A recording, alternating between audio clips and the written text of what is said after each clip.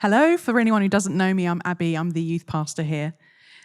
Just wanted to do a quick notice. Some of you know that last year we had an opportunity that just kind of dropped into my inbox through some connections in the community where we were able to replace a group that was going to Canterbury Pride, and we were successfessfully in the parade. A group of about 20 of us, a mixture of ages, went not only just to represent the youth work that we do here and supporting LGBTQ people, but also we're increasingly becoming a safe church, a great church for LGBTQ people like myself. So I thought, I'm always one to kind of give something a try. So I applied this year just in our own right to see if we would be granted a place in the parade again, which we have, which is very exciting. So this is just a call out to see anyone who would like to come and join me and be part of the parade this year for Canterbury Pride. It is open to all ages. We had a couple of families joined us last year, bringing along just pull-along trolleys and little umbrellas to keep sheltered from the sun. It's just a great day, not only if you want to represent yourself, but also to represent Riverside Church, our message of inclusion, and that faith communities can be places where you are accepted to be yourself. So it's on the 6th of June, which is a Saturday. We'll meet around 9:30ish until about 12:30. We have been granted some amplified music, so I'll be bringing a speaker, so anyone's got their top parade songs they want to suggest, all open for that. We are limited in wristbands, so anyone who is aged 5 or over will need a wristband. If they're 4 or under, they don't need one. But on the reception desk out there, there is a sheet that you can put your name down, how many wristbands you would like, and a song suggestion to add to our playlist. I can then send out emails to organise the group for this year. But come and bring friends, bring your most fabulous outfits, and it should be a great day. Thank you. Thanks, Abbie. Right, today is the last talk in our Good for Everyone series. If you missed any of the talks in this series, you can catch up on YouTube as always. Today, in the last talk, I want to talk about being good for the community, being good for the community. And as part of this, I'm going to invite Chris and Christine are going to come and share about street pastors and how basically that's an expression of goodness into the community. So let's welcome Chris.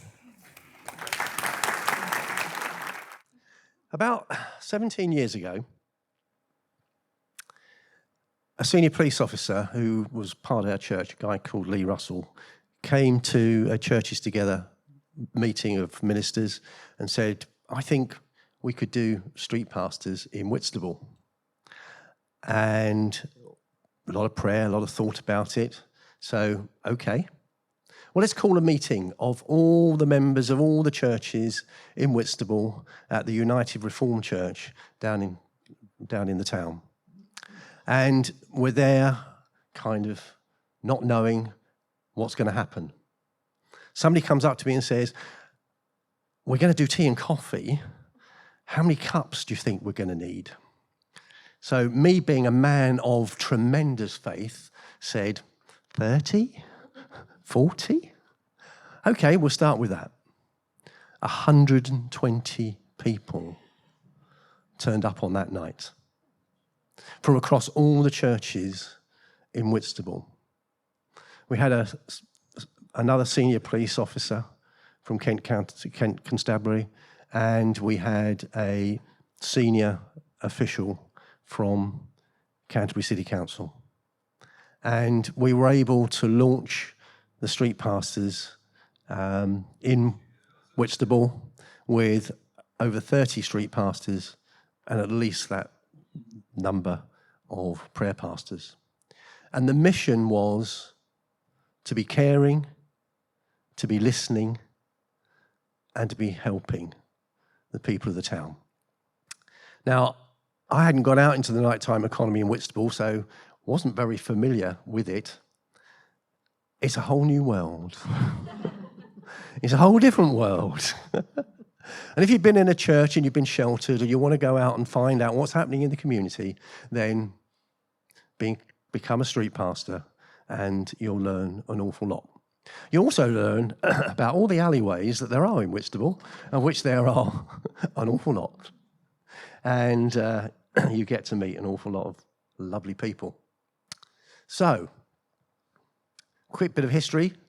The overarching organisation is the Ascension Trust, and they started originally in Brixton, and it's now spread across the country, and there are 17,000 street pastors nationwide, which is amazing. And there are an untold number of prayer pastors that support, because we have this kind of rule. If there aren't people praying for you, you don't go out. We are covered in prayer. And basically, that prayer partnership is so vital to the work that we do. The people that walk the streets, take my hat off to them. Well, I did. But the people that stay behind and pray are really the warriors that fight the battle in the spiritual realm. And that's excellent. We have a base down in Argyle Road, and that's where they come from. It's a three-way partnership between the church, who wants to serve the community. So all the volunteers are church members, and you have to be vetted and approved by your pastor if you want to be a street pastor. So I'm expecting Simon to be very busy shortly with all the applications that you're going to overwhelm him with, because you just want to be part of this amazing work. The police are really up for us being out there on the street. They really appreciate what we do. I had a conversation with 2 police officers on Friday night, and we just had this lovely time of, connecting. They know what we do. They know how valuable we are to the town and what's happening in the town. It's interdenominational, as I said. All the churches across Whitstable supply people to be street pastors or prayer pastors, and it's an amazing opportunity for you. So, Friday nights. Now, this is the thing. You've got to fight the Friday night couch, okay? You get to the end of the week, and that sofa is looking so inviting, isn't it? And perhaps there's that television program that you've been waiting to watch all week, so you think, yeah, Friday night. But let me encourage you, just a Friday night, maybe once a month, volunteer to be a street pastor. We run from April through to December. We don't go out in January, February, March, because it's very, very quiet and not a lot happening. And of course, being a seaside town, we get very, very busy during the summer. We start at 7 and we finish 11-ish. I say ish because you go out for that last 5 minutes and God takes you somewhere where you end up being there for half an hour because somebody needs you. And you're there at the right place at the right time to give somebody a hand. And our base is down in the Methodist Church in Argyle Road, and it's a great place, actually. And the church has been very good to us. Right. So, training. We don't send you out without training you to be able to deal with what you might encounter on the streets. There's roles and responsibilities, so you know what you can do, what you can't do, what you should do, what you shouldn't do, and it's very comprehensive. We teach you first aid. We teach you about drugs and youth culture so that you don't get shocked or surprised about what you might encounter. And also we teach you about good communications, how to be a good listener, how not to be judgmental. If you've got a big black Bible, you don't bring it with you. We're there to serve the community first and foremost. Do we have conversations about God? Of course we do. But primarily, we're there just to look out for people, and especially young people. And we'll come on to that in a moment. Now, every street pastor knows that they need a secret weapon. Well, we got 2. The first one is the prayer team, which is very important because our covering is prayer. And the second one is our lollies. Because if you've ever encountered a group of young people that are being a bit boisterous and you want to bring a bit of peace and calm, all you do is you walk into the midst of them and say, "Would you like a lolly?" And they say, "Yeah, fantastic. I'll take one." Drumsticks are very popular. I haven't got a drumstick here. And then suddenly it goes a bit quieter. Because all be... And that's how we... and that's our secret weapon. So, just pressing on because time is going on. So our impact. Police have measured antisocial behaviour, and on a Friday night when we're out, it goes down by at least 40%, if not more. And we just pick up bottles and glasses, take glasses back to the pubs, put bottles in the bin. Council has given us a grant to do that, so that's helpful. And we've offered first aid, we've given directions, we've helped, we've called emergency services on occasions, and so much more. So, Christine, tell us your experience. My experience. Well, I absolutely love being a street pastor. It's out there in the community, meeting people where they are. And it's quite exciting. It reminds me actually of our church's strapline that we're good for everybody. And that's what we aim to be, good for everybody, regardless of who they are. And we just love to minister to people in the streets. And going back to the lollies, I think it's lovely. It does calm it down, doesn't it? When you bring out the lollies and you get some of them shouting, "Hey, street pastors, have you got any lollies?" You know, it's really lovely that we've got this great rapport with the people. And there's one particular time that one lady, we must have helped her in the past. I didn't personally, but somebody must have. And she said, "You know what?" She said, "I think a lot of you street pastors, and I hope that if my daughter ever needs help, that you'll be around for that." So that's what it's all about, isn't it? Helping people in our community, being a presence, bringing Jesus on the streets, not actually perhaps preaching the gospel. They say preach the gospel, and if you have to, say words. And that's what it's about. It's about meeting people at their point of need. And I just absolutely love it. And I used to be a very shy lady at one time, but I'm not anymore. And I just love to go and talk to people. And it's really worthwhile. So if you've got that little nudge, you know, they talk about this little nudge, do come and talk to us after this. And we'd love to talk to you. You can come out as an observer. You get a beautiful yellow little number that you can wear with observer on the back. It's all very posh, isn't it, Chris?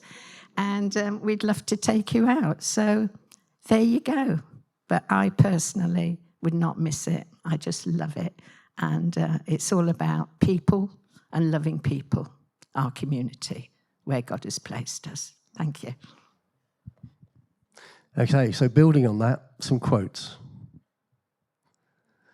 "You got me home safely when I was drunk." Yes. 2 of my team helped a young lady from West Beach to her home. Her strapline was, "Do you think me mum will notice?" Well, good. Given that she couldn't walk without help, I think it was going to be fairly obvious. "Oh, you saved my life." Now, this one is really precious to me. It was Angela, actually. We were out on patrol, and she saw this couple, and she said, "There's something not right over there." So we went over and we went to talk to her, and you could tell that the girl was absolutely terrified, and the guy was angry. So we got kind of between them, and Angela found out where she lived, which wasn't too far away. So we started to walk just gently home, keeping him away from her. And we got her into her house, and I walked him down the street. He got very angry when he realised what we'd done. But it was just, and a few years later, she told Mark Arnold, our coordinator, that really saved my life that night, I believe. So that really is amazing, isn't it?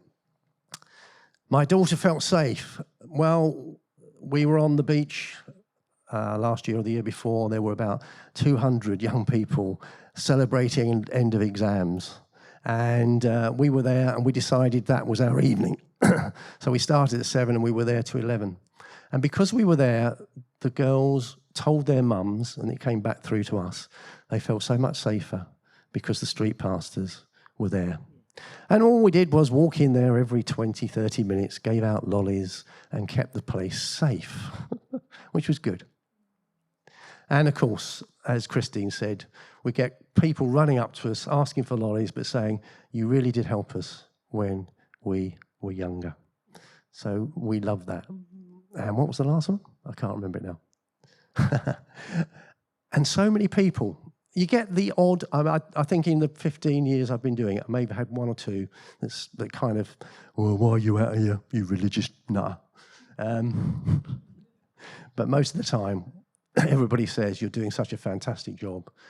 So we are making a positive impact on the community. It lifts the Christian faith. So if you are over 18, a member of a church, and you want to be a street pastor, come and see me afterwards. We've got good for everyone. Right, there's a prayer letter out on the desk if you want to grab one of those with contact details, and we're going to send that out, I think, on an email from during the week. So if you don't get a copy that's out there, you can get a copy. We want you to join us because some of us are getting older and we've lost a few along the way. If you don't feel you can walk the streets, then come and join the prayer team because you'll find that as equally worthwhile, and being part of something like this is really amazing. Thanks, guys. Fantastic.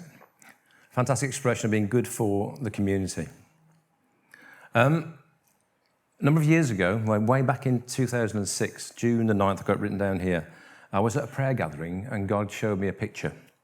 And it was a picture of God cutting a carpet with scissors. And as God cut the carpet, the edge of the carpet all frayed and made a very sort of raggedy edge on this carpet. And as I prayed and said, God, what are you trying to show me through this picture? I felt God saying to me, he didn't want a finished edge on the church. He wanted a frayed boundary. So what came to mind was something like this rug. Rather than a rug that's got a sort of a bounded edge separating the church and the community, God was more interested in something like this, more of a frayed edge. A messy fabric where the threads of the church and the threads of the community kind of intermingled, and you couldn't sort of see a defined edge between the church and the community where God had placed it. And that picture stayed with me for over 20 years, and I've come back to it many times and reflected on how does that inform our picture of church and the kind of church that God, I think, is interested in, the kind of church I think God wants to shape. I think the church should be like this. It should be like a tree with roots, basically rooted into the community. Many different ways the church connects into the soil of the community. But often churches are a bit more like this, like a log, sitting on top or adjacent to the community. They kind of sit in isolation and they expect Jesus to do all the heavy lifting. In this case, quite heavy lifting, because that looks like quite a big log. But expect Jesus to somehow break into the community, the gospel somehow to go forth into the community, when all they're kind of doing is sitting on top of the community, expecting God to do all the work. And the conversations in churches like this go around, how do we get people into church, rather than how do we get people out of church into the community. And in a church like this, there's little connection between the church and the community, very little flows between the two, very little life flows between the two. And if a church continues like this, it can increasingly get out of touch with the needs of the community that God has placed it in. If we go back to our tree picture, I think this is where God is trying to integrate the church and the community where he's placed it. And I see these roots as like channels of grace, ways that God allows his love and his goodness to flow from the church out into the areas where God has placed us, into the lives of the people, as we just heard from the street pastors. A ministry like Growbaby, for instance, well, that started in Riverside back in 2018. Keely and Kath Haynes visited the Growbaby project in Kingston, the first one that had been planted there by a lady called Noni Farrelly. And she started her Growbaby back in 2003. And actually she did something quite controversial. She was planting a church, and her coaches said, you don't start a ministry and plant a church at the same time. But they felt God saying, on the day the church is planted, you should start Growbaby. So they went against the advice of their church planting coaches and they started Growbaby with a couple of boxes, and well, the rest is history. Growbaby has grown exponentially across the country and also internationally. Noni's encouragement to Keely and Kath was this. It was, we want you to know it's not complicated. You don't need any special skills or training to start being Jesus' hands and feet in your community. Growbaby is really simple. Here's what you say to people. Just say yes. Get 2 plastic boxes, put some clothes in it, and get going. And that's exactly what Noni did, and that's exactly what Keely and Kath did. You don't need any special skills, just get 2 boxes, and off you go. They came back impressed and inspired, and Riverside Growbaby was born, no pun intended. Just checking you're awake. And then Growbaby became another route into the soil of our community, and that was back in 2018. And now in 2026, well, Growbaby has grown exponentially in the life of the church. It's like all those roots have done this. There's so many more connections into our area, all up and down the coastlands. People come and are blessed and served by an initiative like Growbaby. All these little tiny interfaces, all these frayed edges that connect us into our community, let the goodness of God flow out. And it's like that with All Wrapped Up. It's like that with Pantry. It's like that with Holiday Hunger. It's like that with our youth work. Just recently, Jane Faulkner and a lady called Sharon Moxon have started doing benefit advice in our cafe on a regular basis. Another way, another route, a channel of grace into our community. All these, for me, these frayed edges, blurring the lines between church and the community where God has placed us. And what these routes help to do, they help to remove the barriers to entry, I think, for people who want to connect with the church. Our cafe is a unique example of this. It's the best front door I think a church could have, because people can come into that space and they can connect with us, and they can feel the warmth of this building, they can experience the welcome of this building and the love of this building and sense God's presence here. And they often ask me, where's the church? Like we've hidden it somewhere. And I say, well, you're kind of in it. You're in the church. And well, where's the altar? Where's the cross? Well, actually, we don't kind of do it that way, but you are in the church, and this is the church, and the church of the building. This is part of our expression of church.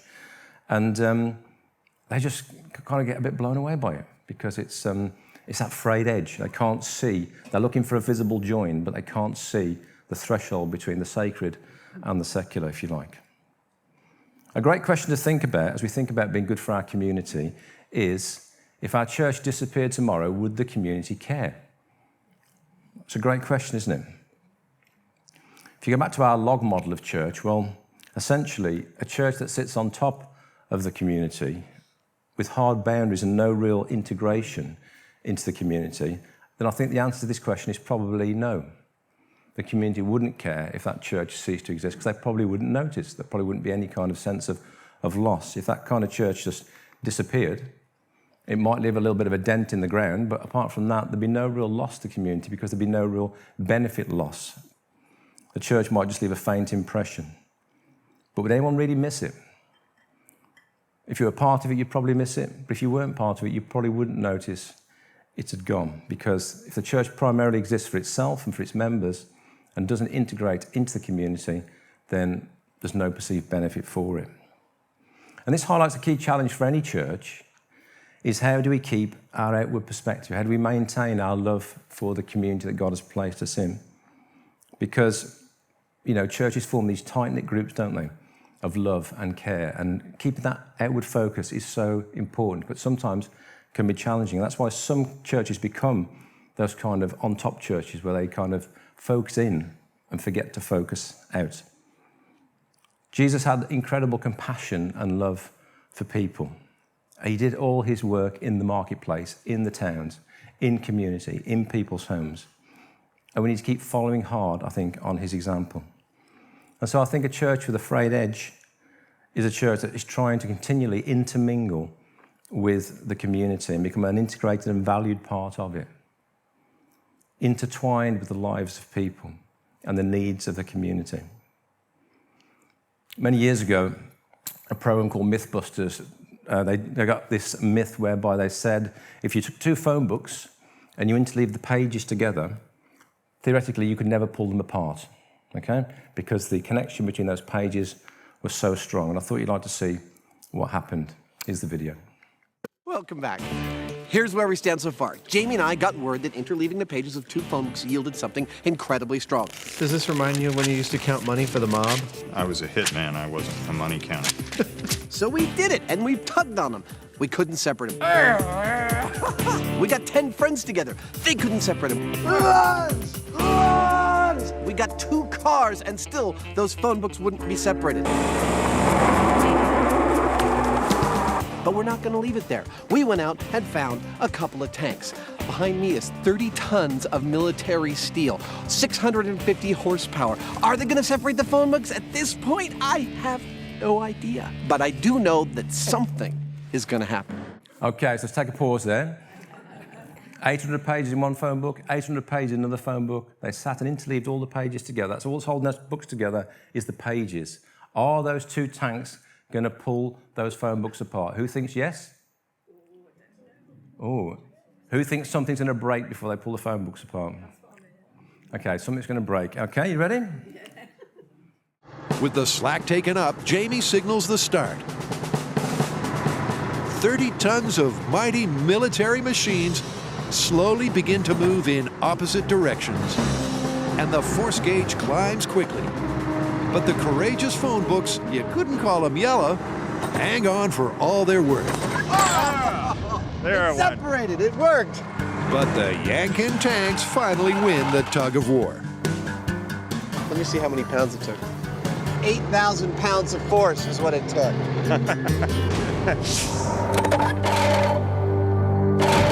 Well, our military steel was up to the task of separating the phone books. And lest you think that 8,000 pounds of force is not a lot, let me put it in perspective. We could hang both of those rental cars from those interleaved phone books and it wouldn't have broken them. That's how much force we're talking about. It's pretty amazing.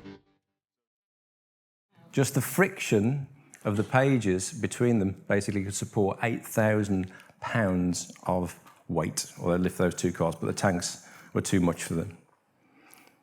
Interleaving our lives and the lives of the community creates this incredible force, this kind of force of connection between us and where God has placed us. And that's why I think a frayed edge is so important, because it basically, all those little fronds connecting into the lives of people create this beautiful connection of strength. They anchor us in to where God's placed us. Riverside isn't trying to live a separate story to the community. We're trying to live God's story in the community. We're trying to live God's story incarnate in the community that God has placed us. And through our ministries and through the way we use our building and our spaces, we get all these beautiful interwoven pages into the lives of people, creating this beautiful, strong connection with the people around us. And every connection anchors us a bit deeper into the community that God placed us in. And I think that's why a frayed edge church is so important. That's why I think God showed me that picture all those years ago. Some more questions we can reflect on and think about. Do we sit outside the community watching on, or are we on the ground helping? And that's why I wanted street pastors to share today, because that's exactly what we're doing. We're on the ground helping with the felt need. We're on the ground helping with the lives of the people around us. We're interested in what's going on in our towns, and we're there to be this kind of on-the-ground helping force. So we try and look for the felt needs in the community, what's going on, and how can we respond to it. That's what's happening with the benefit advice. That's what's happening with things like Growbaby and Holiday Hunger. We're on the ground helping. Another great question to reflect on when you're thinking about churches: are we known more for our opinions or our love? You know, when people think about Riverside, are they the church that just says stuff, you know, and has these strong opinions, or are we known for our love? And a few weeks ago, we had a friend come through called Martin Saunders who said, I think you're a church marked by love, from what I sense when I kind of come and connect with you. So again, being a church that basically demonstrates the gospel rather than just speaks about the gospel. And Christine beautifully voiced that again today. I didn't put her up to that, but that's a great phrase. Share the gospel, and if you need to, use words. And lastly, are we making God's love visible in our communities? And these are 4 great litmus test questions that we can think about as we go forward. How are we being good for our community? Are we a valued part of it? If we weren't here, would we be missed? Are we helping with those felt needs of our community? What are the things the community is currently wrestling with that we can support?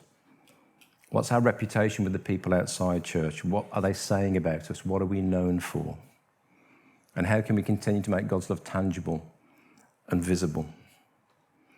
So as we land on this series, a couple of things. Next week, we're going to make some space for reflections and testimony. So if you've been impacted some way by this series, I'd love for you to come and tell me. And maybe if you're confident and courageous, maybe just do a little share next week of how this has impacted you. We'll make some space for that next week. But also, we can finish by thinking about what can we personally do to be good for our community. The Bible gives us a mandate in Galatians 6:10. It says this, as we have opportunity, let us do good to all people. As we have opportunity. And that word opportunity there, it means openings or spaces. And that's one of the biggest challenges we have in modern culture. Most of our lives are so busy, so jam-packed, that we don't actually have space. We don't have opportunity.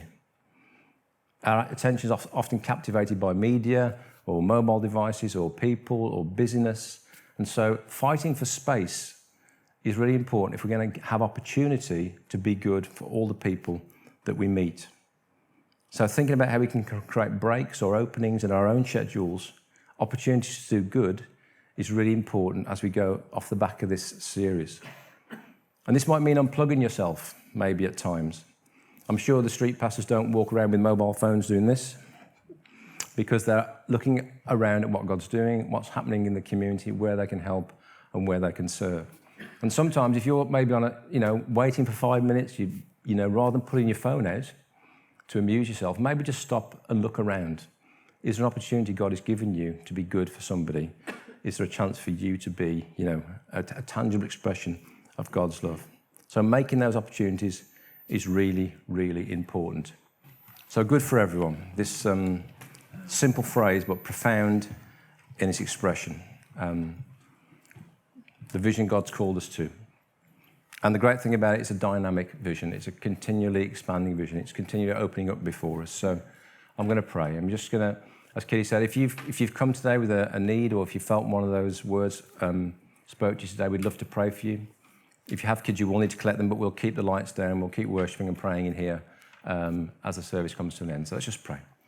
Father, we thank you for your presence. We thank you for your goodness. We thank you that your goodness pours through us to other people.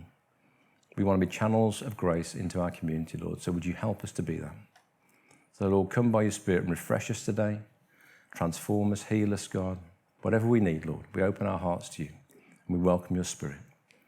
In Jesus' name, amen.